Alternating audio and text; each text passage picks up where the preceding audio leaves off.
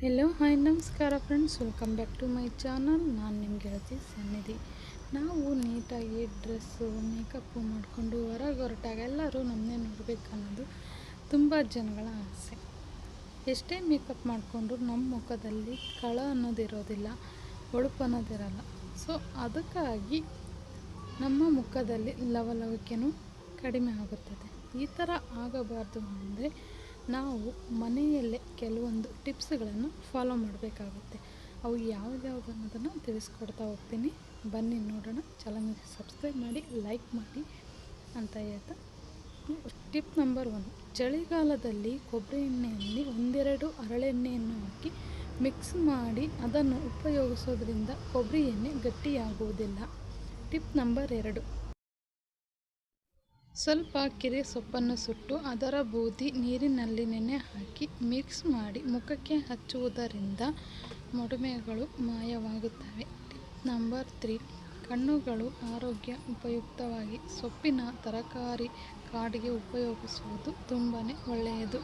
ಕಣ್ಣಿಗೆ ಯಾವುದೇ ರೀತಿ ಹಾನಿ ಉಂಟು ಮಾಡುವುದಿಲ್ಲ. ಟಿಪ್ ನಂಬರ್ 4, ಅಡಿಗೆಗೆ ಬಳಸುವ ನಿಂಬೆಹಣ್ಣಿನ ಸಿಪ್ಪನ್ನು ಎಸೆಯಬೇಡಿ. ಅದನ್ನು ಬಿಸಿಲಿಗೆ ಒಣಗಿಸಿ ಸಣ್ಣ ಸಣ್ಣ ಚೂರುಗಳು ಮಾಡಿ ಉಪ್ಪಿನಲ್ಲಿ ಮಿಶ್ರಣ ಮಾಡಿ ವಾರಕ್ಕೊಮ್ಮೆ ಇದರಿಂದ ಹಲ್ಲು ಉಜ್ಜುವುದರಿಂದ ಹಲ್ಲು ತುಂಬ ಹೊಳಪಾಗಿ ಕಾಣುತ್ತದೆ.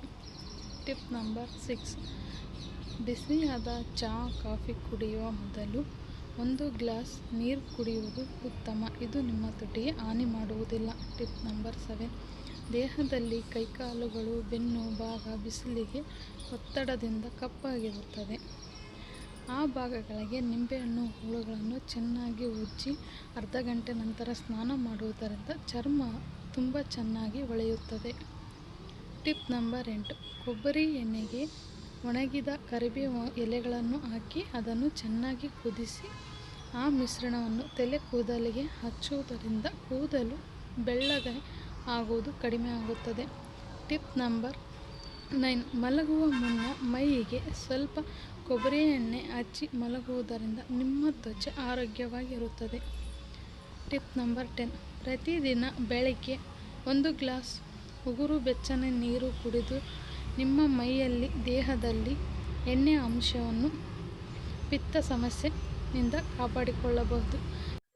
ಓಕೆ ಫ್ರೆಂಡ್ಸ್, ಇನ್ನಷ್ಟು ಮನೆ ಮುದ್ದುಗಳನ್ನು ಮುಂದಿನ ವಿಡಿಯೋದಲ್ಲಿ ತಿಳಿಸ್ಕೊಡ್ತೀನಿ ಅಂತ ಹೇಳ್ತಾ, ಟೇಕ್ ಕೇರ್ ಫ್ರೆಂಡ್ಸ್, ಬಾಯ್.